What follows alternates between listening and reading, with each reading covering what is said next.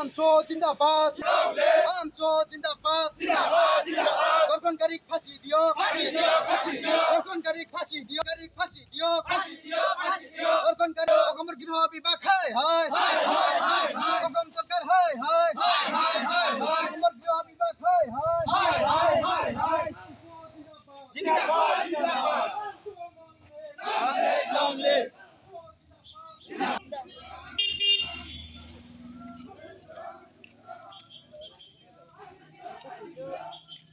মহিলা সমিতি আমচুৱে কেন্দ্ৰীয় কমিটিৰ নিৰ্দেশ মৰ্মে অসমত যি নাৰী নিৰ্যাতন চলি আছে সেই নিৰ্যাতনৰ প্ৰতিবাদত আজি আমি বিজনী জিলা আমচুৱে প্ৰতিবাদী সমদল উলিয়াইছোঁ।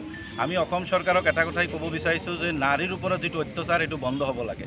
যিটো ধৰ্ষণ চলি আছে এই ধৰ্ষণকাৰীক দৃষ্টান্তমূলক শাস্তি দিব লাগে আৰু ধৰ্ষণকাৰীক অতি শীঘ্ৰে ৰাজহুৱাভাৱে তেওঁলোকক আমি ফাঁচি দিবলৈ দাবী জনাইছোঁ। লগতে অসমত যিমানবোৰ ধৰ্ষণ হৈ আছে গোটেই ধৰ্ষণকাৰীক যাতে কোনো হাৰি যাব নোৱাৰে আৰু এই মানে যিটো ধৰ্ষণকাৰীক শাস্তি হ'ব সেই শাস্তি দেখি যাতে পুনৰাই কোনো এই ধৰ্ষণৰ প্ৰচেষ্টা বা এই কুকাৰ্য কৰিব নোৱাৰে সেইটো আমি অসম চৰকাৰক দাবী জনাইছোঁ। লগতে অসম চৰকাৰক আমি এটা কথা ক'ব বিচাৰিছোঁ যে ধৰ্মৰ ভিত্তিত তেওঁলোকে ধৰ্ষণকাৰীৰ মানে চিনাক্তকৰণ কৰিব নালাগে। যোনে ধৰ্ষণকাৰী বা যোনে অপৰাধ কৰে অপৰাধীয়ে সেই অপৰাধীৰ কোনো ধৰ্ম নাই।